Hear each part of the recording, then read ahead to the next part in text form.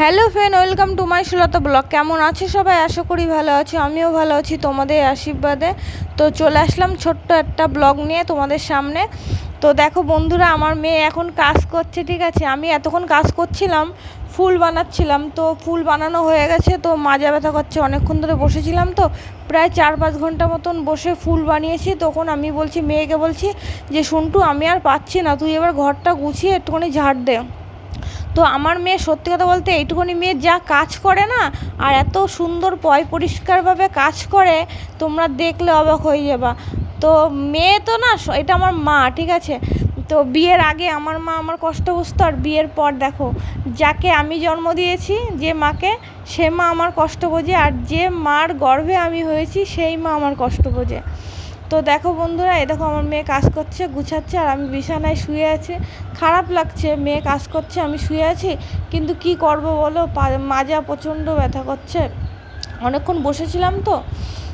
তো দেখো, আর সত্যি কথা বলতে কি, আমার মেয়ে অনেক কাজ করে, জানো না, মানে ঘর ঝাড় দেওয়া, বিছনা গুছানো, তারপরে জামা কাপড় ভাঁজ করা। দেখো আমার মেয়ে কী কী কাজ করে। কিন্তু কি বলো তো, আমার মেয়ে সব ঠিক আছে, কাজ করবে আর বক বক করবে, ঠিক আছে। দেখো, কাজ করে আর বক বক করে, আমি নাকি অলছলো করে রেখে দিই সব, আর আমার মেয়ে গুছায় আর বক বক করে, ঠিক একদম আমার মার মতো হয়েছে। দেখো, এটা তো আমার মাই, এটা তো ছোটো মা, আর আমার বড় মা বাড়িতে আছে।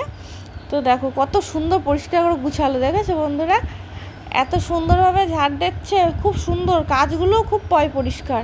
আর জানি না এরকম কটা বাচ্চা এরকম করে, তো গর্ব করা উচিত না, ঠিক আছে, কিন্তু আমি গর্ব করছি, সত্যি এরকম মা ভাগ্য করে পেতে হয়। তো এখন কি বলো তো, সত্যি বলতে, আমার বিয়ের আগে বললাম না, বিয়ের আগে একমাত্র মাই আমার কষ্ট বোঝে, আর বিয়ের পর এই যে আমার এই মা, যাকে আমি জন্ম দিয়েছি আর যে আমায় জন্ম দিয়েছে, এই হলো আমার দুটো মা। আর সত্যি বলতে, এই দুটো মা ছাড়া আমার আর কেউ নেই গো। আমার এই কষ্ট বোঝার মতন আমার এই দুটো মাই আছে, বড় মা আর ছোটো মা। তো দেখো, একটু বক বক করবে এইবার, জামা কাপড় কাচতে। দেখো জামা কাপড় মানে গুছাচ্ছে, আমি কেচে দিয়েছি সকালবেলা, কিন্তু আমি আর পাচ্ছি না, একটু বক বক করবে, দেখবা এখনই একটু বক বক করবে জামা কাপড় গুছানোর সময়। ওটো ঘেমে যাচ্ছিস কিন্তু শুনটা। দেখো আমার মা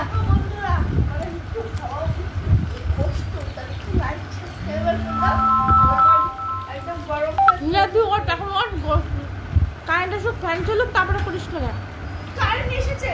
ঠিক আছে বন্ধুরা, টাটা বাই বাই, সবাই ভালো থেকো, সবাই সুস্থ থেকো। যদি নতুন হয়ে দেখো, তাড়াতাড়ি চ্যানেলটাকে সাবস্ক্রাইব করে রেখো।